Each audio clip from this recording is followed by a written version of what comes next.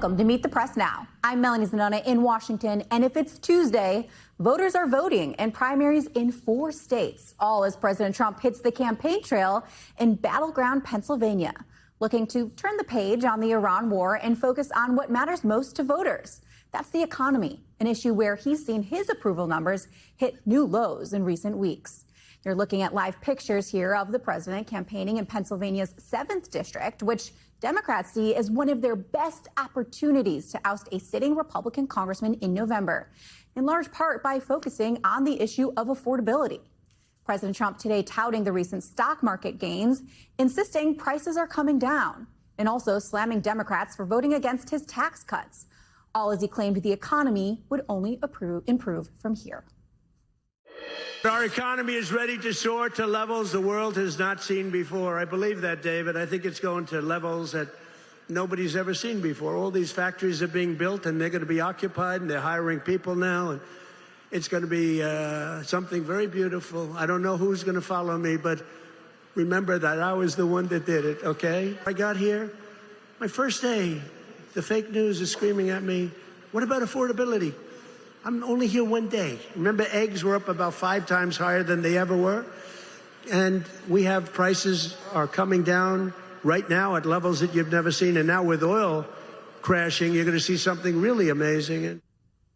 The president also hit many of his other favorite talking points, including falsely claiming the 2020 election and the recent California primary were rigged, leading to the ever-present question of how focused the president will actually be on the economy ahead of November's election.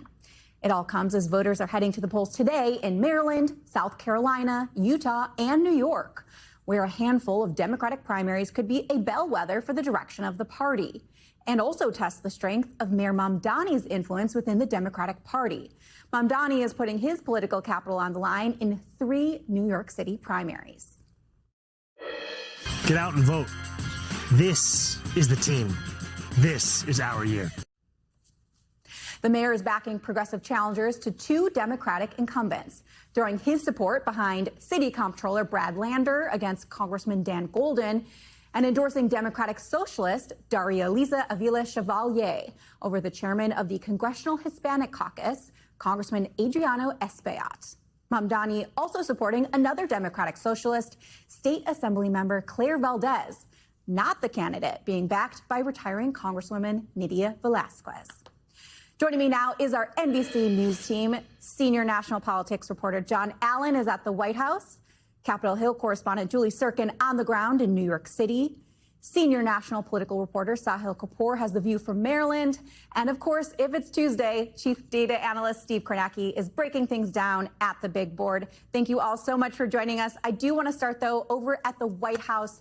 John, what were your takeaways from the president's remarks today? And Republicans on the campaign trail, are they going to be satisfied with that message?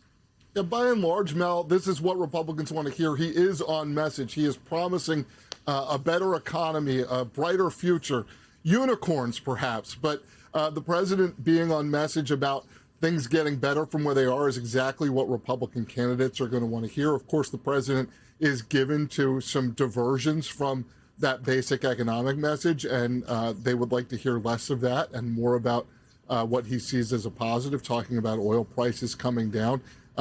They were not pleased, by and large, with the Iran war and the prices of oil going up and of other goods. But if those start to come down, I think they feel like they're going to be in a better place to try to defend their majority in the midterms. And John, what about the voters? Because the president, obviously, he really touted the current and future health of the economy. But is that enough, especially if people aren't actually feeling like things are improving for their everyday lives? Yeah, this is a problem we've seen not only in this presidency, but in the last one, where you had Joe Biden tell people that the economy was in great shape and they didn't feel it. And I think that it hurt Joe Biden's credibility. And if people continue to not feel the economy soaring the way that Donald Trump says it's going to soar, they are also going to feel the difference between those two things, and it'll hurt his credibility. Folks weren't born yesterday. Most voters, certainly all voters, were not born yesterday. And remember that the president took the country into the Iran war. Remember that the president imposed tariffs. Remember that he's been in charge for the last 18 months as Most Americans say that the economy has not gotten better for them, and most Americans seem to be concerned for the future. Well, speaking of the Iran war, that agreement is pretty fragile right now. So, John, if things fall apart, what do you think that means for the midterms? And is there any chance that Republicans in these especially tough districts end up not even wanting the president to show up for them in the fall? I think it's unlikely that he will show up in every contested Republican congressional district. You've got one that he's there in today in the Lehigh Valley in Pennsylvania that is a true toss-up. But I think there will be Republicans who don't want him there, or who perhaps try to blunt the edges between him and them. Look, with some Republican strategists that I've talked to say everyone knows that the Republicans have voted with Trump, and so they might as well get the benefit of a visit if they're going to take heat for having voted with him. But I do think that there will be some that will be less eager to welcome him into their districts. Yeah, no doubt. John, stick with us for a little bit. I do want to take this conversation, though, up to New York, where our Julie Sirkin is. Julie, let's start on those three races that Mayor Mamdani has weighed in on, in some cases against the Democratic leadership in the House. Do you think he's risking any political capital here? Well, Mel, some people think so, especially in the case of District 13, where you have Congressman Espillat, who is the head of the Congressional Hispanic Caucus. He has a lot of backing, not only in Washington, but also from the governor here, Kathy Hochul. And then if you move over to New York 7, where you have Claire Valdez, for example, one voter told me the only thing that separates Valdez from her opponent, Antonio Reynoso, who has more experience in local government, is that Mamdani endorsement. It could play different in a 7 than in a 13 for the reason that there is an incumbent still in 13. And the same reason goes here in New York 10, where there is an incumbent, Dan Goldman, backed by Hakeem Jeffries, of course, the Democratic leader. I just actually had an interview with him, and we talked about the Mamdani endorsement factor, and he told me he doesn't think it's playing the same in his race. And I have to agree, Mel, after talking to a couple of voters in this specific district, it seems like maybe they just don't feel represented by Dan Goldman. They said that they feel like Lander knows them well, like he has run the city government, he's been the comptroller, he lives in this area. So I do think it's a little bit different, but certainly Mamdani risking his political capital if it doesn't go his way. And so far, turnout is about half of where it was last year when Mamdani ended up winning. And a lot of those voters, a lot of that support comes from young people. Another debate, Julie, that's been really roiling the Democratic Party, I know we've talked about this a lot, is the issue of Israel, especially since the 2024 election. How big of a role is that playing here in some of these races? Well, it's playing a major role, and not only in terms of defining the direction the Democrats go in moving forward. For example, in my interview with Dan Goldman, the congressman, he really had his rise because he led those impeachment proceedings against President Trump. And he said he's crafted his entire career around the message of taking down Donald Trump, of defeating him. And now he feels like Democrats are fighting amongst themselves over this issue of Israel. It's not even AIPAC that has to do much in this race. None of the candidates are accepting money from that organization. And yet, when I was interviewing Congressman Goldman, who is Jewish, who was in Israel on October 7th, we got interrupted several times, not by a random protester, but by a woman who was actively canvassing for his opponent, Brad Lander. Take a listen to a little bit of what Goldman had to tell me after that interaction. I don't think that the results are going to necessarily bear that out. There's no question Israel has been a big issue in this race. It has been especially disappointing to me that he has run a campaign using anti-Semitic tropes as the wedge issue.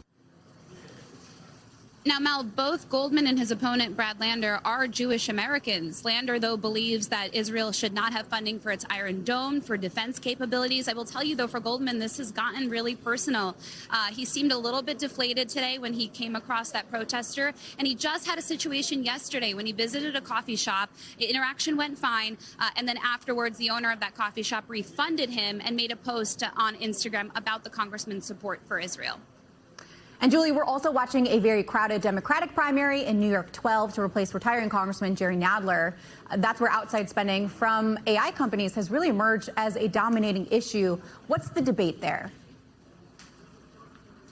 Yeah, it's super interesting. All of these races are so different. I'll also point out that New York 12 is where Mamdani votes and lives, but he did not endorse in that race. It's the second open primary race in New York, as you mentioned. Jerry Nadler, after 3 decades, stepping down. It's a really crowded field. You have JFK's only grandson, Jack Schlossberg, running in that race. You also have the 2 frontrunners who are both assemblymen. And here's where AI comes in. Alex Boris, who's one of those assemblymen, he led the charge in the state legislature against AI, putting guardrails on AI technology so that people don't feel like they're taken advantage of. Some people I spoke to said that it's hugely important to them. It wasn't even going to be an issue that he focused on, but Boris said he kept hearing from people talking about how they don't like data centers popping up and so forth. So big tech pouring in money against him. We'll see how it shakes out today. Mel? Julie Sirkin, thank you. I want to bring the conversation a little bit closer to home. In Maryland, Sahil Kapoor is there. All eyes over in Maryland are on a state Senate race that has some pretty big implications for the nationwide redistricting battle that we've been watching unfold. Sahil, tell us more about that.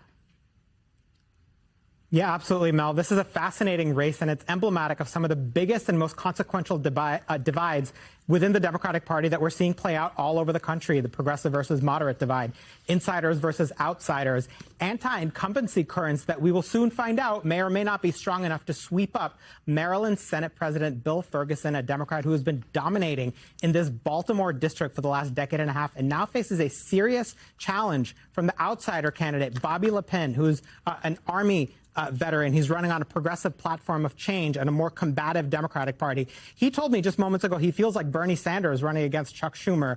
And he also compared himself somewhat to New York City Mayor Zohran Mamdani. If you watch some of Le Pen's social media videos that have gone viral, you can kind of see what he's talking about. I spoke to both candidates about their vision and their philosophy in the race. Take a listen to what they had to say.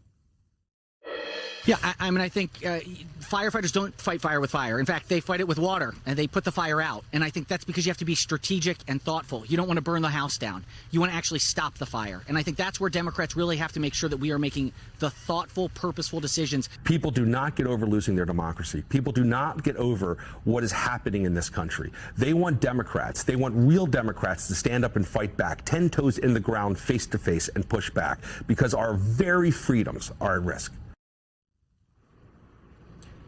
And then, of course, Mel, there's the big issue that has brought national attention to this race, which is redistricting in Maryland, the Democratic push to draw out the lone Republican congressman in this state. Ferguson, as state Senate president, blocked that effort, became a bit of a villain among many Democrats. He told me today that he has shifted his position on that issue in light of the Supreme Court's Voting Rights Act ruling. He's willing to take another look at redrawing Maryland's House map, although he does believe that they need state constitutional amendment first in order to avoid it from backfiring in the courts. Now, Le Pen dismisses all of that. He describes it as cynical politics from Ferguson, said it's evidence that Ferguson worries he might lose this race. He called it a day late and a dollar short. So, again, a very interesting race. We'll find out in a few hours which of these candidates is going to win. And Sahil, real quickly, tell me what other races you're watching in Maryland tonight.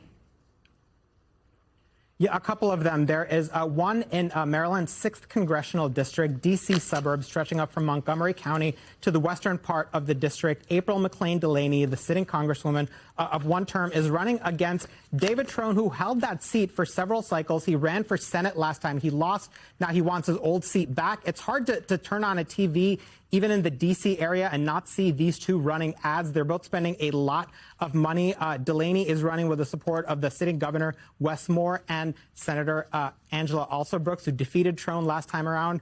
And then, of course, Maryland's 5th district to replace Steny Hoyer after more than 40 years serving. There's a very crowded primary featuring 24 candidates. The frontrunner there seems to be Adrian Boafo, a delegate in the state house who is backed by Hoyer, used to be his campaign manager, also running with the support of the governor and Senator Alsobrooks. 24 candidates, Mel, a very, very competitive primary. A lot to watch for. Sahil Kapoor, thank you. Let's turn now to the big board where Steve Kornacki is. Steve, you heard our colleagues on the ground highlighting some of those key races. But tell me, what are you watching for tonight? I think one of the questions here across these states is how many incumbents are going to lose tonight? How many incumbent members of Congress are we going to see that? We've had 4 so far this year, incumbent members of the House who've lost in primaries. As I think you just heard there, Dan Goldman, of all the incumbents across any state tonight up in the House, clearly in the most danger. There was a poll about a month ago here, limited polling, but there was a poll about a month ago that had Lander more than 2-1 ahead of Goldman. You can see the district here. It spans. This is Brooklyn over here. This is lower Manhattan over here. Obviously, it's a very Democratic district. It's a super liberal district. It's also a district that Mamdani won handily in the Democratic primary for mayor last year over Andrew Cuomo. So it's sort of Mamdani-type Democratic voters here. Mamdani is behind Lander. Goldman, when he first won the seat 4 years ago, super crowded Democratic primary. He won that primary 4 years ago with only 26% of the vote. And then he sort of coasted in the general election as a Democrat in this district. 2 years ago, he had some weak opposition and yet still lost a third of the vote in the Democratic primary. So his hold on this district has never been that firm. And certainly Lander has a lot of ingredients here, and he's really leaned into that sort of, left-wing messaging, particularly on Israel, that I think seems to have resonance in this district. So Goldman, I think, clearly the most endangered incumbent tonight. You want to rank him number 2, maybe this one right here, maybe Adriano Espaillat. You're talking about here, this is sort of Harlem, East Harlem, northern Manhattan, and then it stretches into the Bronx. But most of the vote is going to be there in, sort of the northern part of Manhattan. Espaillat was elected a decade ago. It's an interesting story because this district historically, if you went back a generation or so, this was sort of one of the most significant districts, congressional districts for Black America, based in Harlem. It was represented by Adam Clayton Powell. It was represented by Charlie Rangel. Demographically, the Hispanic population has really risen dramatically the last few decades, and Espaillat kind of rode that demographic wave. He ran against Charlie Rangel a couple times before Rangel retired. Then he got this seat. He's trying to hold on now, kind of rallying the sort of older political establishment in this district against Daria Eliza Chevalier, endorsed by Zoran Mamdani. You do have some new arrivals. There's some gentrification playing out in this district. College graduates who are, I think, very progressive politically. Those newer sort of voters there. Are there enough of them? Are they turning out in big numbers? Is there sort of stagnant turnout elsewhere to give Chevalier a chance here? As Sahil mentioned in Maryland, this race right here, just, more than $30 million spent between these candidates. David Trone had been the congressman, gave this seat up to run for the U.S. Senate 2 years ago, lost that Senate primary. Now he wants to come back. When he left, April McLean Delaney came in and she won the seat. And she's the wife of a former congressman who held the seat about a decade ago, to add another wrinkle there. But, so much volatility just given the money, especially Trone has put in $25 million of his own money into this district, trying to unseat Delaney and get his seat back. And then 2 others later tonight. We're going to get numbers out of Utah, and I think these 2 are worth keeping an eye on here. Blake Moore is an incumbent. He's a member of the House Congressional Leadership. He lost at the state convention, the Utah State Republican Convention. Very conservative, activist-oriented convention there. He lost. Now, he's lost before and then held on in primaries. You can lose the convention, petition your way onto the ballot. But it's worth keeping an eye on Moore because the base of the party, I think, has always had some distrust of him. And the lines have been, scrambled here. This is a new map that's in place in Utah. Court-ordered redistricting plan going into effect this year. And there are some Republicans who are pointing the finger at Moore in part for that. It's a complicated story, but he may have some vulnerability. There may. And then this is interesting. Celeste Malloy, again, she's an incumbent. She's running. A lot of this is new terrain to her because of this redistricting. Malloy, again, she was elected in a special election in 2023. She got less than 40% in the Republican primary then. She ran for the full term in 24. She won the primary by just 176 votes. There's questions about how firm her grasp is on the base, too. This is also one, I think, worth keeping an eye on tonight. Steve Kornacki breaking it all down for us at the big board. Thank you. Yep. And make sure you tune in tonight for the latest edition of the Kornacki Cam. Steve will be breaking down the results as they come in, starting at 8 p.m. Eastern on NBCNews.com and on YouTube. I want to turn now to the ongoing issues at the reflecting pool and President Trump's claims that vandals are responsible for the algae and the peeling paint. The White House claiming without evidence that there have been multiple arrests and police reports filed for alleged vandalism. President Trump doubling down on those claims today and telling reporters the government will provide photo and video evidence to back them up. They've arrested, I think, 6 people on the reflecting pool. So the reflecting pool looks fantastic. I just got pictures of it. It's beautiful. But somebody went in with a knife and cut it. They cut it up good. And then they cut a 350-foot slip in the form of lots of little slips. real horrible stuff. On Capitol Hill, at least one Republican sharply criticizing President Trump's threat to arrest and potentially imprison anyone for vandalizing the reflecting pool. You're telling me, even if it proves to be true, that damaging a lining in the reflecting pool is something that Puro wants to prosecute to the full extent of the law, if it's proven true, and yet they're releasing people who pled guilty to assaulting a police officer?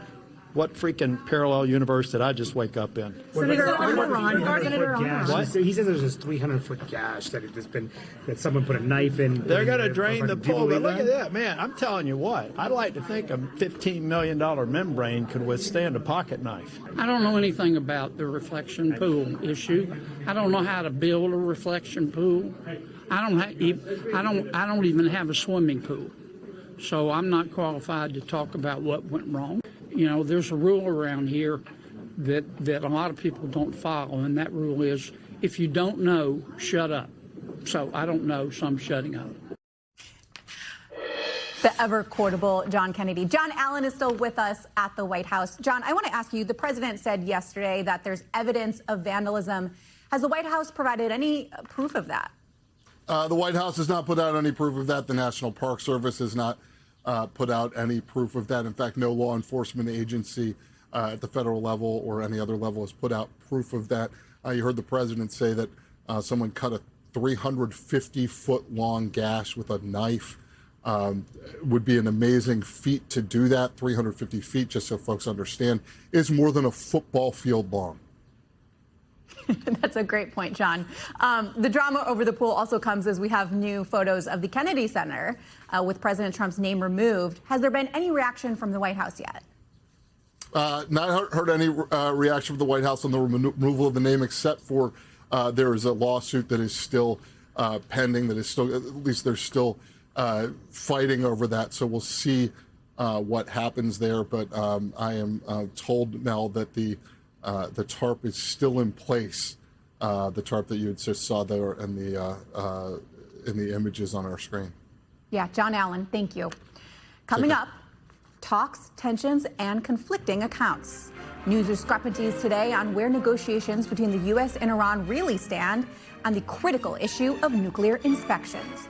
You're watching Meet the Press Now.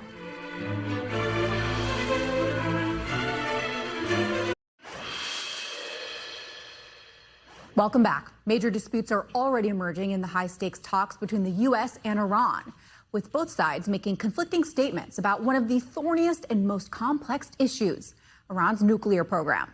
Despite Vice President Vance saying yesterday that Iran had agreed to allow more nuclear inspectors into the country, Iran's foreign ministry is saying today that there are no plans for the IAEA, that's the UN's nuclear watchdog, to inspect the nuclear facilities that were bombed by the U.S. last summer.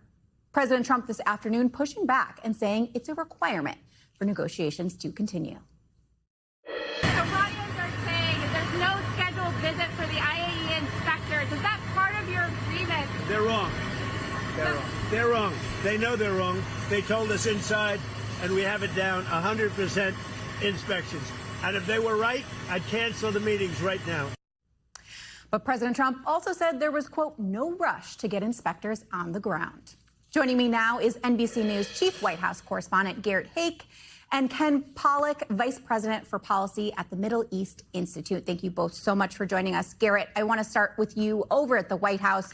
How seriously do you think we should take the president's threat? I think reasonably seriously. I mean, the prospect of walking out of any negotiation or giving up on any deal is central to Trump going back to the art of the deal.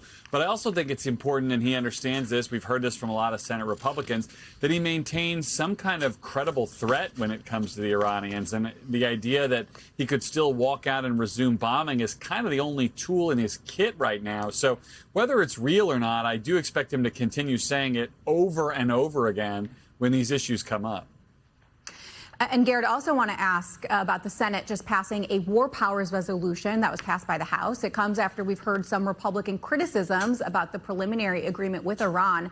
How is the president responding to those skeptics, and also break down for us just how symbolic or meaningful this resolution is? Well, it is purely symbolic, really. I mean, this is not something that will even have to go to the president's desk to be vetoed. It is essentially just the sense of the Senate, the sense of the Congress, and it is the first time they have spoken in one voice to condemn this war. But the war is, if you believe where we are in the negotiations, already over, so it doesn't really force the president to do much of anything. And I think the White House would say there's issues with absences and what have you here that sort of passed on a technicality. That said, the president did talk about the pushback that he's gotten from Republican lawmakers before this vote when he landed in Pennsylvania. Here's what he told reporters, what he told reporters then. I think anybody that's been critical of it has to be educated, even if they're friends of mine, because we have Iran in a position that nobody's ever had. This should have been done for 47 years by other presidents, and we have Iran in a position where their military has been totally wiped out. Their leadership has been wiped out. Their radar has been wiped out. Everything's been wiped out. They have not a good negotiating position. But despite that, and money that will be taken out of Iran is going to go to our farmers to give corn, soybeans, wheat to Iran. Now, the president will have an opportunity to do some of that educating himself when he speaks to Senate Republicans at their policy lunch tomorrow. But, Mel, you know as well as anybody, it's not as though Senate Republicans haven't heard the talking points before.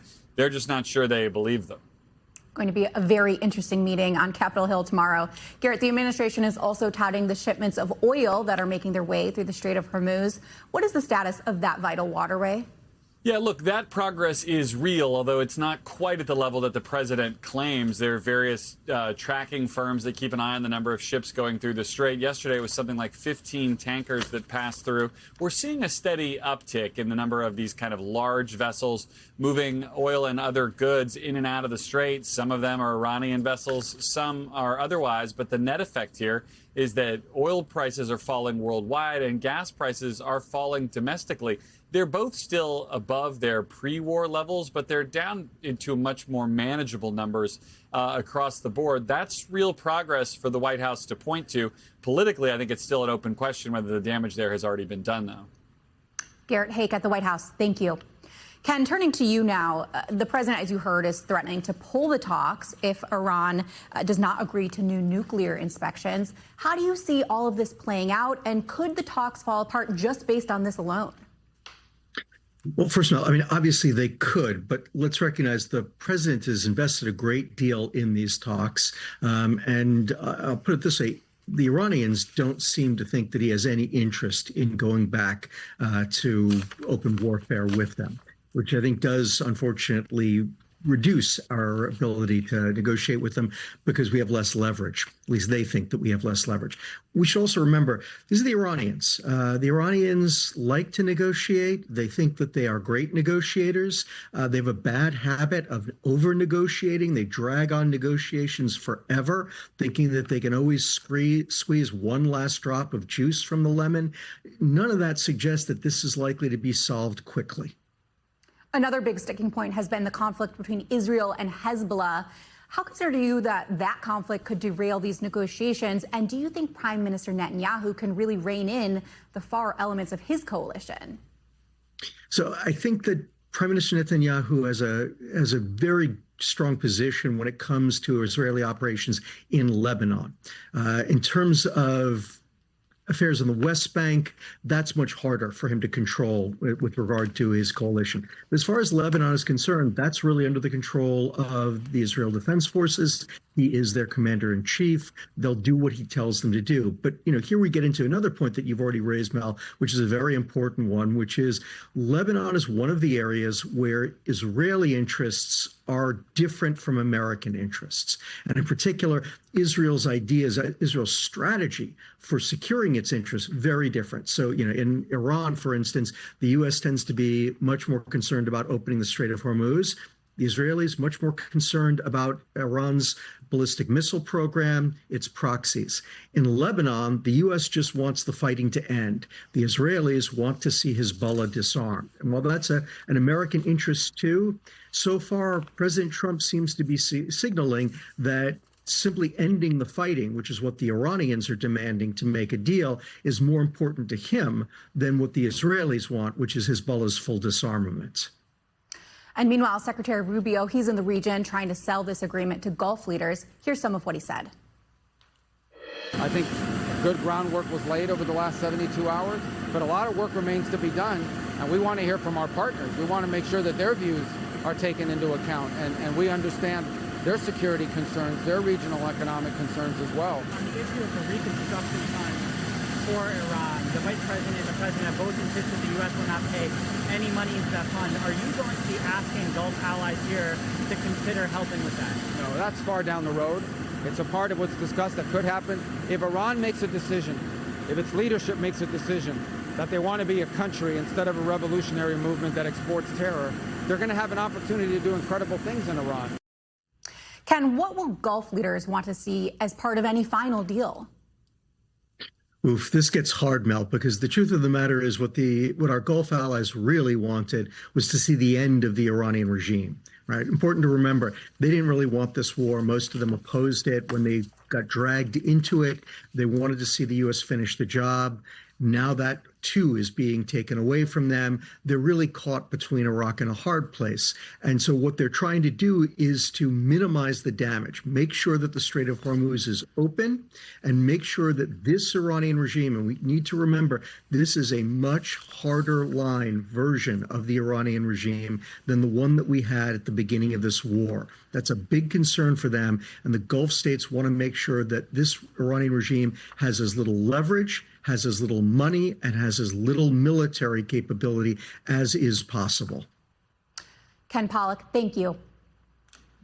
Up next, Trump's controversial new acting director of national intelligence reportedly begins mass firings, and one Republican has some choice words about it. You'll hear that next on Meet the Press Now.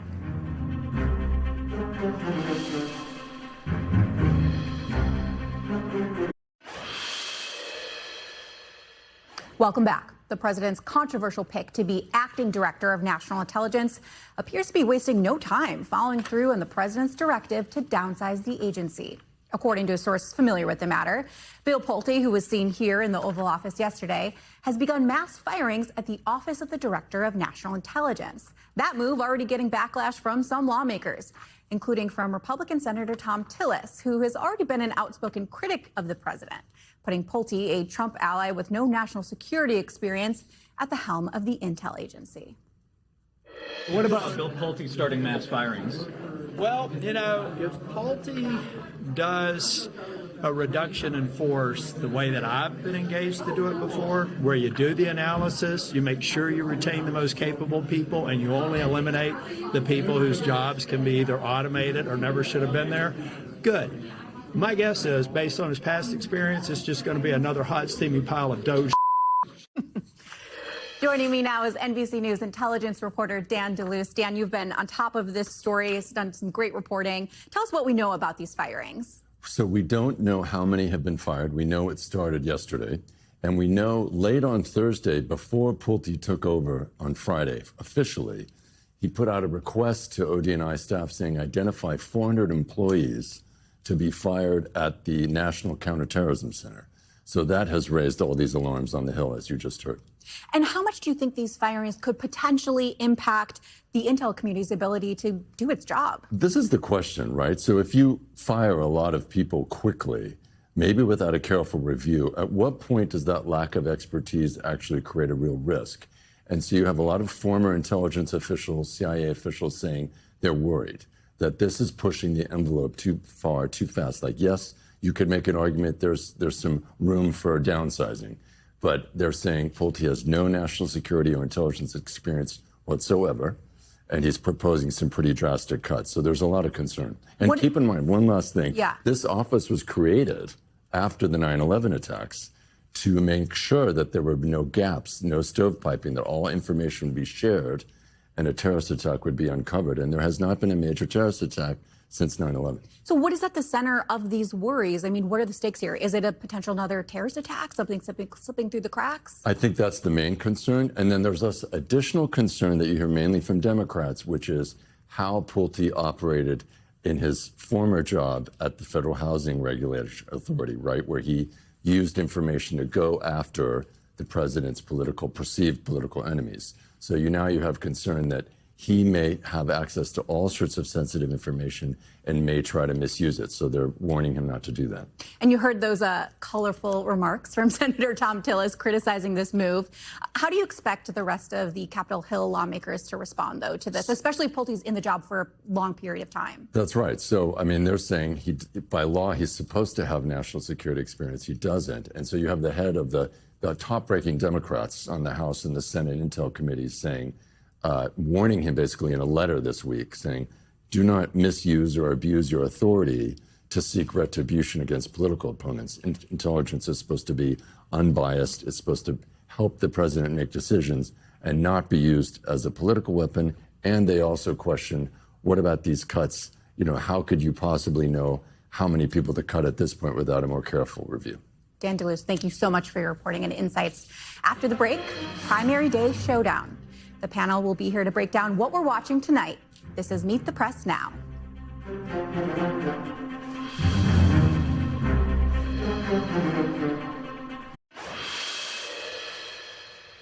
Welcome back. As we mentioned, it's a big day for Democratic primaries with key races playing out in several states.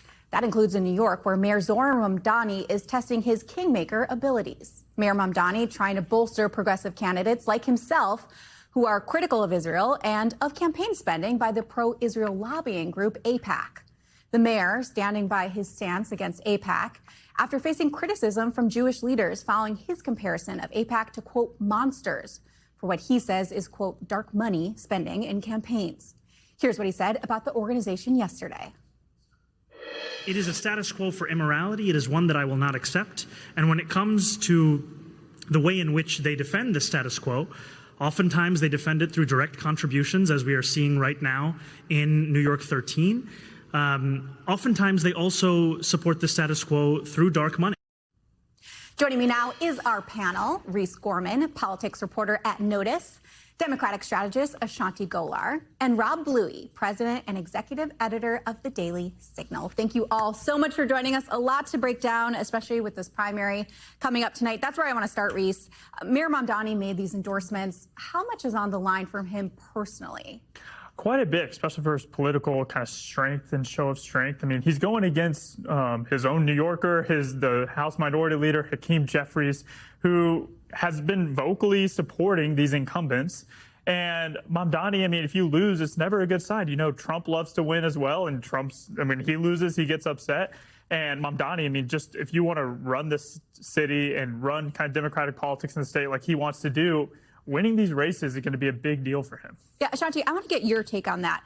What do you think it says if some of these candidates actually prevail? What does it say about the direction of the Democratic Party?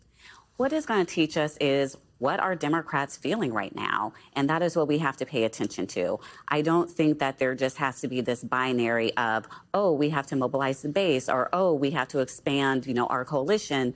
We can do both. So what we need to be doing with the primary today, frankly, all of the primaries, what are the voters telling us? What do they care about? Because we know affordability is the #1 issue. But the second thing is they want candidates that are going to fight for them, to offer solutions. And I think that's why we're seeing so many of these shock wins, because the voters are like, that person's at least going to try. And that's what we want right now. Yeah, so much of it about style as much as substance. Yeah. Rob, are Republicans secretly, or maybe not so secretly, rooting for some of these Mamdani-like candidates to win so that Republicans have more foils in the November election? Absolutely. And if you look at some of the recent elections, whether it be Washington, D.C. or the Maine Senate primary, I think Republicans do salivate at those opportunities to try to paint Democrats as a left-wing party that's embracing some more radical ideas in their perspective. And that is one of the things that I think that they'll try to position themselves against. Obviously, we know that Republicans, well, the incumbent party, the president's incumbent party, doesn't often fare well in midterm elections. I think 37 out of the last 41 have gone against the incumbent party. So they need everything they can as a foil to make a case against Democrats. And Reese, we talked about earlier in the show how much AIPAC is getting involved in some of these races. How much do you think that their clout is on the line here? I think that AIPAC, obviously, they have a lot of money and they're going to be spending in the races that they do. I think a lot of the criticisms that we're seeing of AIPAC sometimes are warranted, sometimes are rooted in anti-Semitism. For example, Thomas Massey, and when he was criticizing some of them. And I think that a lot of times, I mean, you're going to lose races, you're going to win races, but I think anytime you're heavily invested in a race and you lose, it does hurt your clout quite a bit. Well, the tides have shifted so much in the Democratic Party towards Israel, towards AIPAC. I mean, how do you see AIPAC right now? Are they becoming a boogeyman in the Democratic Party? I think dark money overall is the issue, and I think that's what we should be talking about. We always default to AIPAC, but they're not the only ones who are putting so much money. I mean, we know we're talking millions and millions of dollars into these races. So I think that's the conversation that we need to have is we need to know who is doing what, why, and basically we need to get better with some campaign finance laws so we can ensure that the voters' voices are the ones that we're hearing. And Rob, this is not just something that's playing out between Democrats. We're also seeing it play out, for example, in the Maine Senate race. I want to play for you what Susan Collins said about her Democratic opponent, Graham Plattner.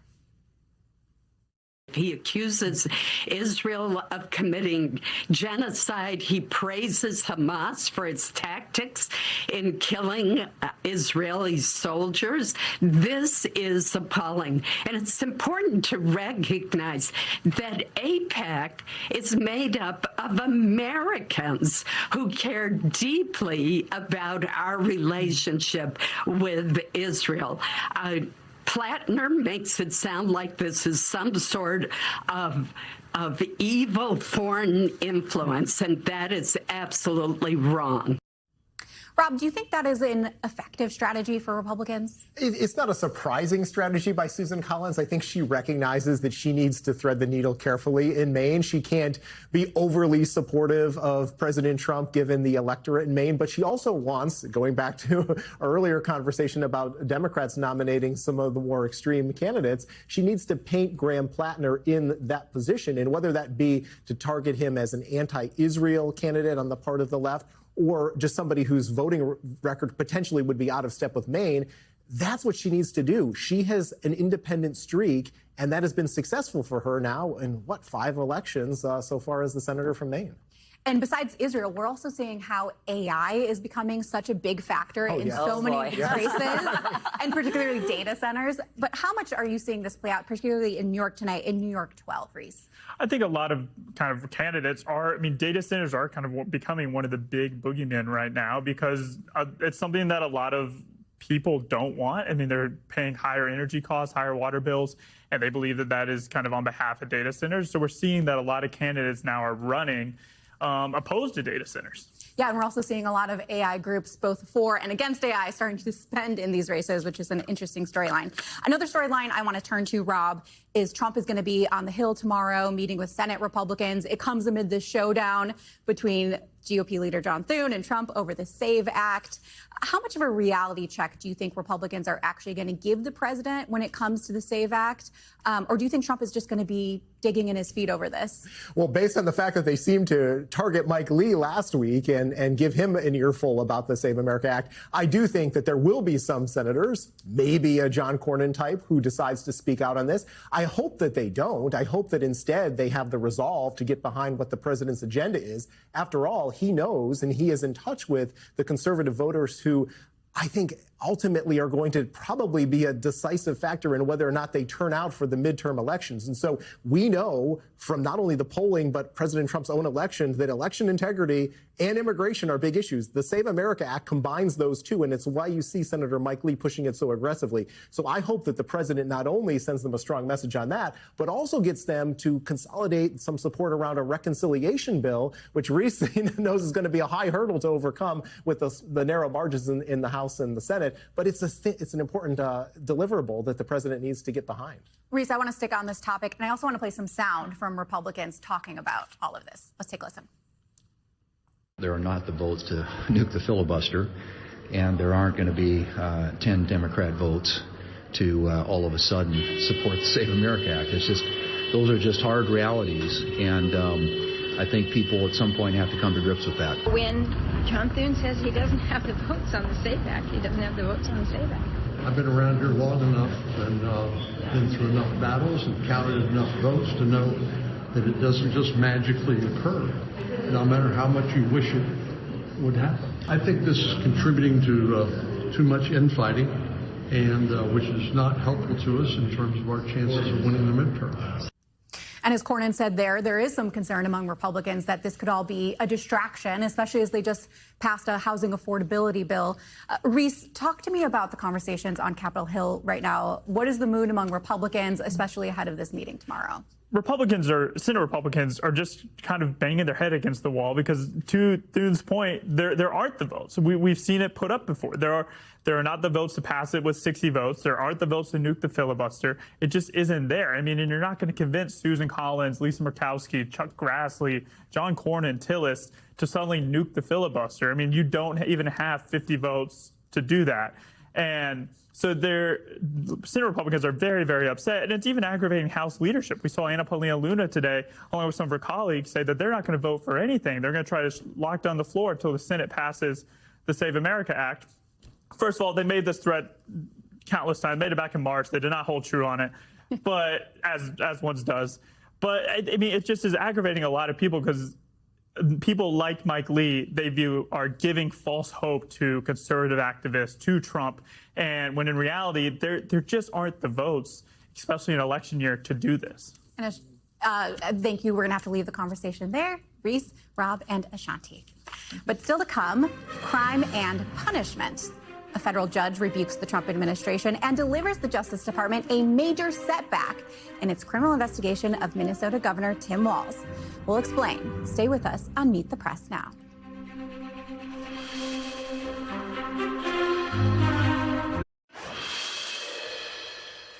Welcome back. The Justice Department is dealing with several setbacks today. First, a federal judge quashing what he calls unlawful subpoenas targeting Minnesota Governor Tim Walz and other top Minnesota officials, accusing the DOJ of issuing those subpoenas to harass President Trump's political opponents. And NBC News also has new reporting that the DOJ has struggled to show evidence of widespread voter fraud, despite the president's claims that the elections are rigged. NBC News senior justice reporter Ryan Riley broke that story, joins me now. A very busy day on your beat. I do want to start with those subpoenas targeting the Minnesota officials. Just remind us why those subpoenas were issued in the first place, and what was the federal judge's reasoning for quashing those subpoenas? Yeah, I mean, I think the explanation for why they came about sort of helps explain why they were eventually quashed, because originally when these came out, it was pretty clearly based on the speech that the governor and the mayor there had engaged in talking about immigration, and it was kind of a shaky legal grounds, and that's sort of what the judge found here. He's a George W. Bush appointee, I should also point out, and just found that this was really baseless for them. It was an intent to sort of harass. So I think the justification for those original subpoenas he found was not, justified based on the law. There was nothing to really investigate here, and issued a pretty strong opinion, sort of smacking those down. So those subpoenas are no longer valid. And did the Justice Department respond yet? They sort of said that they would comply with the law and go along, but that investigation kind of had been held up in part because of that issue with the subpoenas. They had been sort of on hold, so there wasn't a lot to go on. That would have been a very strange case, a sort of unique front for them to have really tried to actually go after political appointees for what is within their realm, certainly speaking on political issues. Does this mean then the Minnesota investigation is dead? I think it's certainly on ice for now. They'd have to find a new sort of or a new way of approaching it. But for now, yeah, I think that's going to definitely be on hold. Another topic I want to talk to you about, the Washington Post and Wall Street Journal reporters were subpoenaed to testify before a federal grand jury, but the DOJ then withdrew those subpoenas that would have compelled them to testify. Just talk to me about how unusual it is for reporters to be subpoenaed in the first place. And do we know why the Justice Department withdrew those subpoenas? Yeah, so there was sort of there was a legal fight happening behind the scenes on a lot of this. It was something we sort of heard rumblings of, but the Washington Post went public with it today. There were 3 journalists from the Wall Street Journal and 1 from the Washington Post who were subpoenaed. And I think what's unique here, and people should recognize, is that, there had been subpoenas in recent memory that went after documents. What this would have required is testimony from journalists about their sources under threat of being held in contempt of court, which could mean jail time. And so they were going to be forced to testify to their sources. But that was something that there was some pushback on, and ultimately the Justice Department backed away from. And then also you had some great reporting on how the DOJ is struggling to find evidence of widespread voter fraud. Real quickly, can you break down some of that reporting? I think a lot, to sum it up, there's not a lot of evidence of widespread voter fraud. That's something that voting rights experts would tell you sort of from the beginning. I don't think that they would be shocked that this was something the Justice Department really struggled to do. But all of the cases that they've sort of gotten so far are sort of these one-offs and don't show any sort of more systemic fraud that would, have a material impact on the 2020 election or any election thereof. So this is something I think they're going to continue to struggle with as Donald Trump pushes them and as Justice Department officials pushes the rest of the Justice Department to show examples of this fraud that Donald Trump has been speaking about. Excellent reporting, as always, Ryan. Thank you so much. We're back tomorrow with more Meet the Press Now. And there's more ahead on NBC News Now.